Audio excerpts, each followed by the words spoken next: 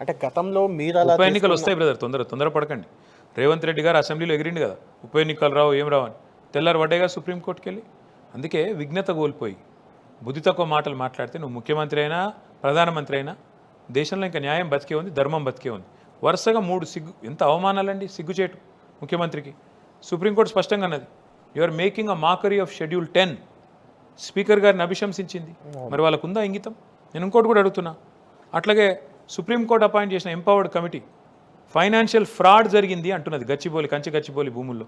నిన్న ఎన్హెచ్ఆర్సీ లగచర్లలో అక్కడ ఆడపిల్లల మీద అఘాయిత్యాలు జరిగినాయని చెప్పింది. అసలు రేవంత్ రెడ్డి నిజంగా ఒక ఆత్మాభిమానం ఉన్న మనిషి అయితే గిన్ని తిట్లు తిన్నాక ఉంటారండి ఆ పదవులు ఎవరన్నా?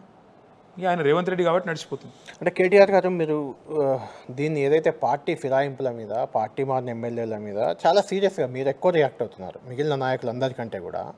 అసలు ఆ అర్హత బీఆర్ఎస్ నేతలకు ఉందా, మీకుందా అని ఒక ప్రశ్న వస్తుంది. ఎందుకంటే 10 ఏళ్లలో మీరు ఇలా పార్టీ ఫిరాయింపులను ప్రోత్సహించి దాదాపు 37 మంది ఎమ్మెల్యేలను చేర్చుకున్నారు మీరు అధికారంలో ఉన్న టైంలో. సరే, దాన్ని ఎల్పి విలీనం అంటారా, ఇంకేమంటారు పక్కన పెడతారు. పక్కన పెట్టడానికి నేను ఎందుకంటున్నా, జర్నలిస్ట్ నేను జర్నలిస్ట్, అక్కడ మీకు బలమైన నాయకులు కార్యకర్తలు ఉన్నారు. ఒక్క నిమిషం మీరు పక్కన పెడదాం అని నీకు లేదు. రాజ్యాంగాన్ని నువ్వు పక్కన పెట్టడానికి కళ్యాణ్కో కేటీఆర్కో అర్హత లేదు. అది రాజ్యాంగబద్ధంగా విలీనానికి అర్హత ఉంది. రాజ్యాంగంలో రాసినారు 3/200 మంది పోతే దాన్ని విలీనం అంటారు. అవును, రాజ్యాంగం చెప్తుంది కదా. రైట్, నువ్వెవరు నేనెవరు కాదని చెప్పడానికి. అంటే ఒకేసారి చేయలే కదా మీరు అనేది.